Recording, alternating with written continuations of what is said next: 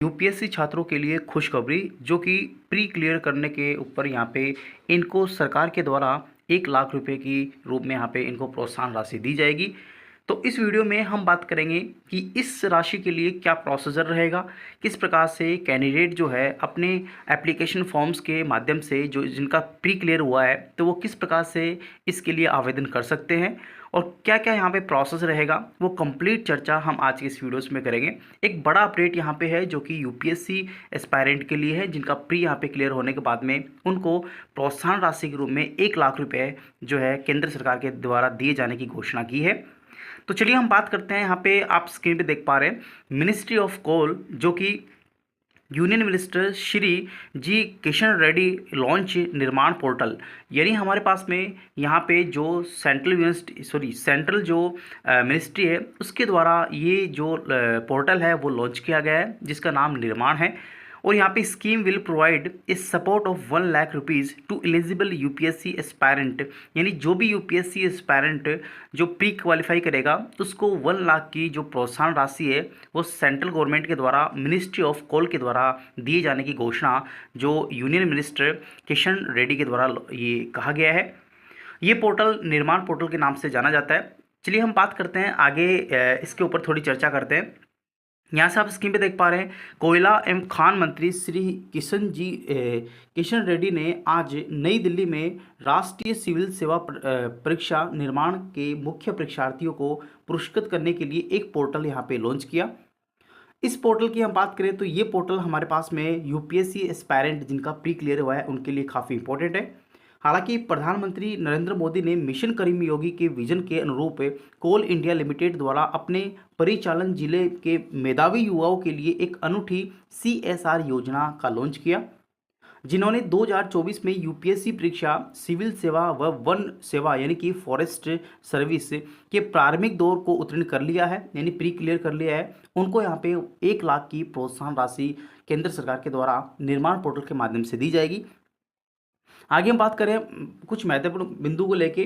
तो ये योजना इसका मुख्य उद्देश्य प्रारंभिक परीक्षा उत्तीर्ण ऐसे अभ्यर्थी जिनका प्रारंभिक यहाँ पे क्लियर हो गया है उनको 1 लाख रुपए की प्रोत्साहन राशि केंद्र सरकार के द्वारा दी जाएगी, जिनका जो इंडियन सिविल सर्विस है साथ ही इंडियन फॉरेस्ट सर्विस है ये इनका प्री क्लियर होना चाहिए।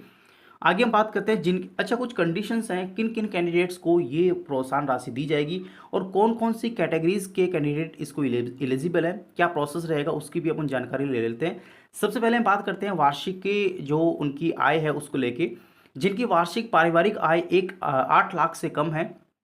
और जो अनुसूचित जाति, अनुसूचित जनजाति, महिला, तृतीय लिंग से संबंधित हो, यानी कि जो कैंडिडेट एसटी हो, एससी हो, उसके बाद में हमारे पास में वोमेन हो या फिर आप कह सकते हो थर्ड जेंडर हो, तो इन कैंडिडेट को ये प्रोत्साहन राशि 1 लाख रुपए में 1 लाख रुपए के रूप में दी जाएगी। उसके बाद में हम बात करते हैं ये जो राशि है वो CIL के 39 परिचालक जिलों में से किसी के स्थायी निवासी हो, यानी जो भी ये एक के जिला जो कि स्थायी निवासी हो। संपूर्ण आवेदन प्रक्रिया एक समर्पित पोर्टल के माध्यम से ही यहाँ पे आपको आवेदन करना होगा, जिसमें आवेदन की पूर्ण पारदर्शिता व निर्बाध जांच सुनिश्चित होगी। उसके बाद में प्रधानमंत्री नरेंद्र मोदी ने डिजिटल इंडिया के सपने को पूरा किए जाने की बात भी इसके माध्यम से की है। उसके बाद में कोल इंडिया कंपनीज को लेके हम बात करते हैं जो कि PSU कंपनी है, CPSE आप कह सकते हो। उसके बाद में कोल इंडिया लिमिटेड एक महारत्ना कंपनी है, जैसे कि आप जानते हैं यह देश की ऊर्जा सुरक्षा की रीढ़ की हड्डी भी के रूप में भी जानी जाती है तथा कोयले के क्षेत्र में शिक्षा को बढ़ावा देने के लिए एक सामाजिक रूप से CSR यानी कि कोऑपरेटिव रिस्पॉन्सिबिलिटी जो ये अपना कुछ पैसा जो है वो यहाँ पे डोनेट करते हैं। जिम्मेदार कोऑपरेट की महत्वपूर्ण भूमिका निभाते हुए इन्होंने ये बड़ा कदम लिया है। सबका साथ, सबका विकास, सबका प्रयास के माध्यम से विकसित भारत के लक्ष्य को प्राप्त करने के लिए कोल इंडिया लिमिटेड और उसकी सहायक कंपनियों ने कोल उत्पादन क्षेत्रों के योग्य वंचित क्षेत्रों के जो व्यक्ति है यानी कि स्टूडेंट है, यानी कोल इंडिया के जो एरियाज़ में जो कैंडिडेट्स आते हैं जिनका नेशनलिटी जो है वो यहाँ पे कोल इंडिया के आसपास का स्टेट है, उसको यहाँ पे ये प्रोत्साहन राशि दी जाएगी। उसके बाद में पात्रता मापदंड को लेके हम बात कर लेते हैं कौन कौन कैंडिडेट इसमें एलिजिबल होंगे। यह योजना ऐसे युवाओं के लिए है जो कि 2024 में यूपीएससी द्वारा आयोजित होने वाली सिविल सेवा वन सेवा प्रारंभिक परीक्षा 2024 उत्तीर्ण कर ली है।